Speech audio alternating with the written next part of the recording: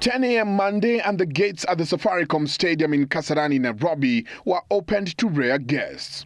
As cause, suspects arrested in ongoing police swoops were brought in for what the police say is a screening process to isolate illegal foreigners. With heavy security maintained at the stadium, the men, women and children were taken to the screening rooms, but were not allowed to witness the actual screening, the police insisting the process is confidential. We have an office which deals with the fingerprints, and then the fingerprints are taken and then they are compared to check whether this one is genuinely the genuine order of this ID, and then after that the person is released if it's genuine. But then if it's not genuine, the law has to take its course, and then that person has to be alleged before court. The screening involves, among other things, the verification of fingerprints for those who bearing Kenyan IDs, but the police have been accused of manhandling suspects and of specifically targeting a particular community. Those people who are advancing that argument are totally off the mark.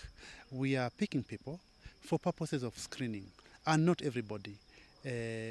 Anybody who has been picked, after he or she has been screened, there are certain requirements which he or she has to fulfill.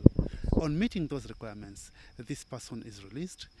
According to the police, all the parents arrested with the children are getting special care, and those with relatives are being asked to leave their children in their care. The suspects' relatives had hectic moments and successfully trying to access their loved ones. Some of those we spoke with tell us that their arrested relatives are refugees living in Kenya with special refugee identification cards issued by the Kenyan government.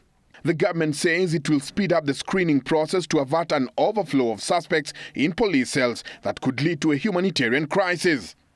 We have made sufficient logistical arrangement to make sure that those arrested and even our teams are properly supplied with the necessary amenities and facilities. The police say the suspects will face prosecution if found guilty of being in Kenya illegally or for engaging in criminal acts or taken back to the refugee camps. The screening, officers say, will go on as long as the swoops continue.